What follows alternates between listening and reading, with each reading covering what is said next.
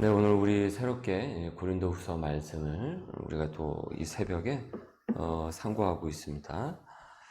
고린도후서는 이 고린도 교회에 보낸 두 번째 서신입니다.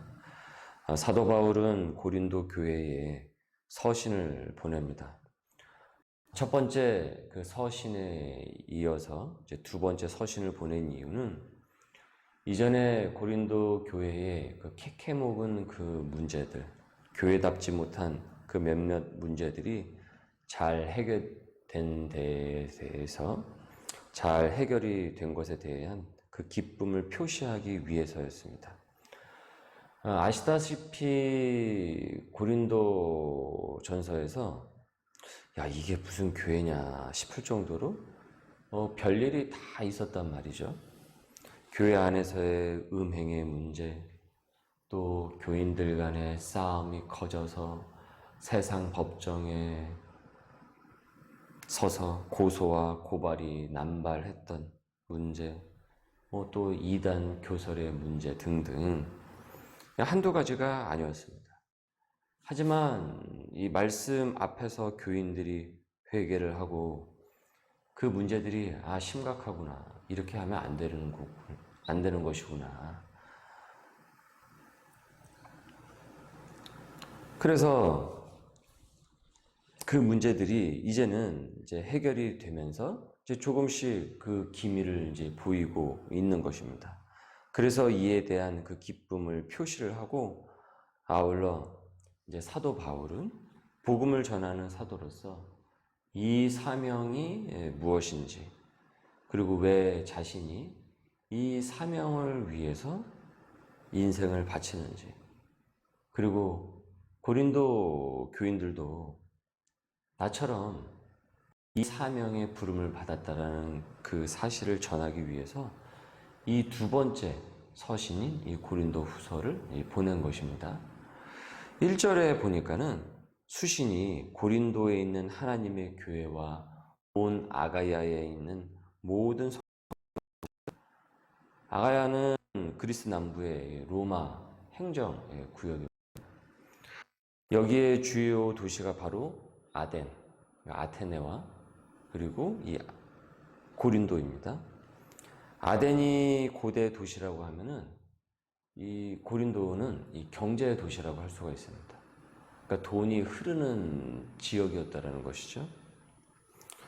고린도 교회가 경제적으로 이제 풍성한 지역이기도 했습니다. 상대적으로 다른 도시들에 비해서. 그러니까 그만큼 또 추측하기로는 양극화도 이제 심했을 것으로 추정이 되죠. 뭐 뉴욕이라고 해가지고 뉴욕에 사는 모든 사람이 다 잘 사는 건 아니잖아요. 그 안에서의 또 빈부격차가 또 심하지 않습니다. 그러니까 물질이 아무래도 이 도시민들의 삶의 중심이 되겠죠. 그러니까 어느 지역보다도 더 그런 가운데서 이 사도 바울은 그보다 더 높은 가치인 하늘나라의 가치, 이 복음의 그 가치를, 그 사명의 가치를 전하고 있습니다. 자, 3절을 보십시오. 찬송하리로다. 그는 우리 주 예수 그리스도의 하나님이시요 자비의 아버지시요 모든 위로의 하나님이시며. 4절. 우리의 모든 환난 중에서 우리를 위로하사 우리로 하여금 하나님께 받는 위로로서 모든 환난 중에 있는 자들을 능히 위로하게 하시는 이시로다. 바울은 이 고린도 교회의 교인들에게 하나님의 은혜와 그 평강을 빌고 있으며 환난 중에서 우리를 위로하고 건져내셨던, 나를 위로하시고 건져내시고 용기를 주셨던 그 하나님을 찬양을 하자고 하고 있습니다. 함께 같이 우리 찬양을 하자, 그 하나님을. 특별히 여기서 여러분, 오늘 우리가 이제 묵상한 이 본문에서 이 위로라는 단어를 여러분 한번 잘 보십시오.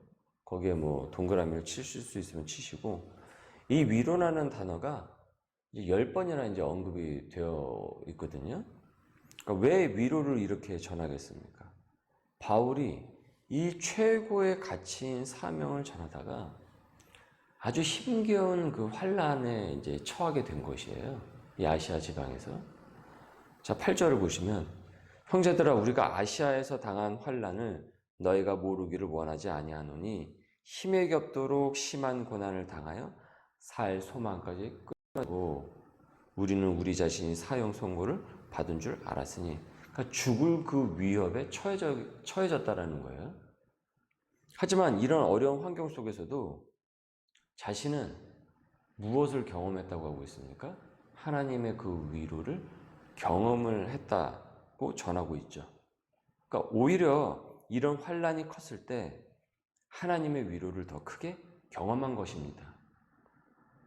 이는 우리로 자기를 의지하지 말고 오직 죽은 자를 다시 살리시는 하나님만 의지하게 하심이라.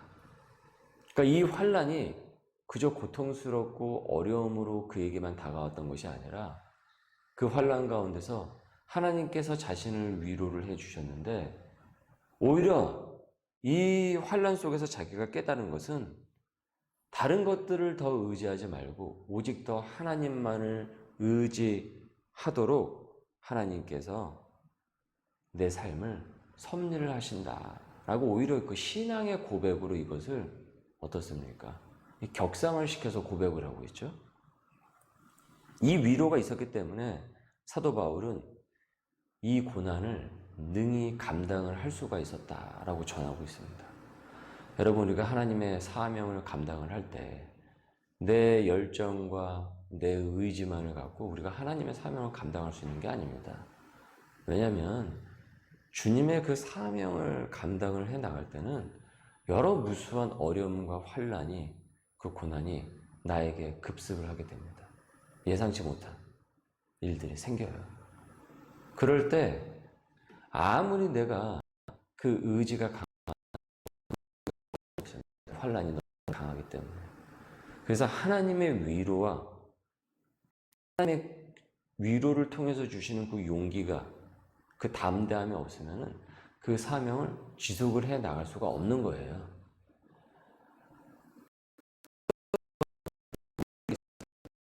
용기를 얻었고 담대한 가운데서도 다시 툭툭 털고 일어나서 그 사명을 감당해 나갈 수 있었다라고 지금 이 고린도 교인들에게 전하고 있는 것이죠. 그리고 이젠 사도 바울이 누구에게 또 위로를 전하고 있습니까? 누구에게 위로를 전하고 있습니까? 고린도 교인들에게 위로를 전하고 있는 것입니다. 이 하나님의 이름을 영광을 높이면서 아시아에서 당한 그 환란이 고린도 교인들에게 위로의 메시지로 또 지금 이 순간에 나가고 있는 거예요. 그래서 지금 10번이나 이 위로를 바울이 언급을 하는 것입니다. 이 고린도 후서에서. 그만큼 큰 위로를 경험을 했기에 반복을 한 것이죠. 우리가 환란을 당할 때 믿는 자는 여러분 그 환란만으로 끝나지 않습니다. 누군가의 위로의 재료로 사용이 됩니다. 그래서 하나님께서 나를 메신저로 삼으십니다. 내가 하나님의 메시지로 사용이 됩니다. 그 위로의 메시지로. 여러분, 간증이 무엇입니까? 간증. 진실한 간증을 들으면 어떤 느낌을 받습니까? 진실한 간증을 들으면 위로를 얻죠. 위로를 얻죠. 그리고 용기를 얻죠. 그래, 주님이 이 시간 나를 위로하시는구나. 우리가 은혜를 입습니다.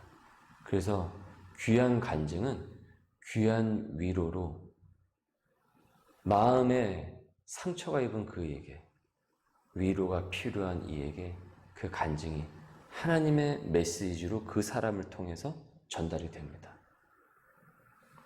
그래서 그가 간증자가 전에 당했던 입었던 그 환란이 위로로 격상이 되면서 승화가 되면서 그 시간에 수많은 성도들에게 그 위로의 메시지로 전해지게 되는 것이죠. 지금 사도 바울이 간증을 하는 거예요. 지금 사실은 간증을 하는 겁니다. 그의 환난이 그저 개인의 환난이 아니라 하나님의 위로를 전하는 통로가 되고 있습니다. 여러분, 이것이 신앙의 신비입니다. 그래서 믿는 자는 환난 가운데 있다고 할지라도 어떻습니까?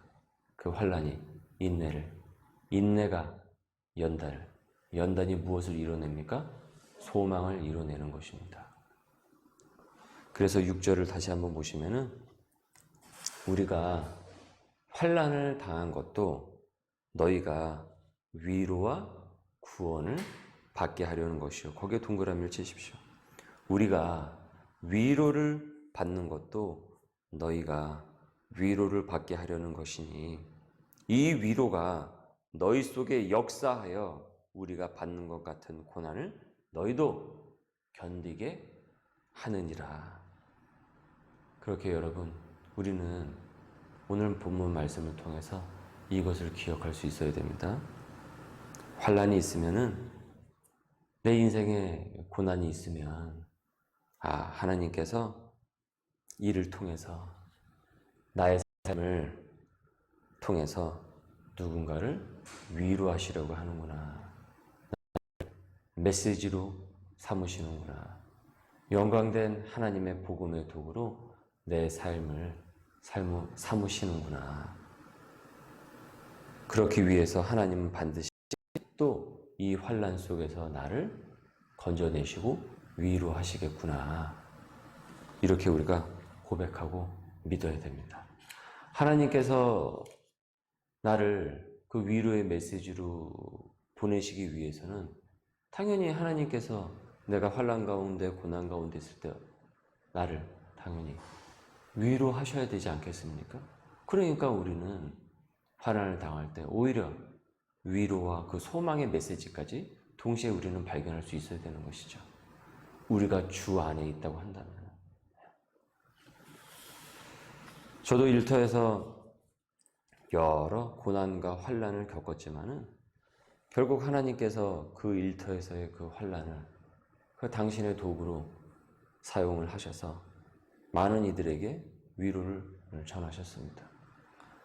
중요한 것은 내가 지금 어디에 있느냐라는 겁니다. 내 포지션이 지금 어디에 있느냐. 내가 지금 주 안에 있는가. 여러분, 그게 중요한 것입니다.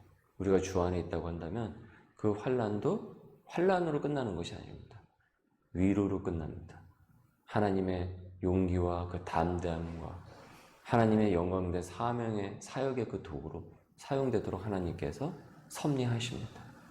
우리는 여기까지 믿어 나갈 수 있어야 됩니다. 이 고백을 여러분 마지막으로 들어보십시오. 10절과 11절입니다.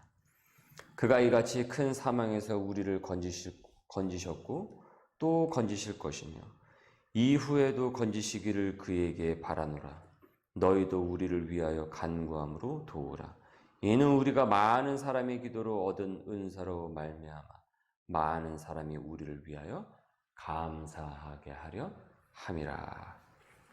환난 속에서도 하나님의 섭리와 또 구원의 계획이 있음을 깨닫고 오늘도 주님과 동행하시는 또 귀한 하루가 될 수 있기를 주님의 이름으로 소망합니다. 기도하겠습니다. 주님, 환난은 인내를, 인내는 연단을, 연단은 소망을 이루는 줄 믿습니다.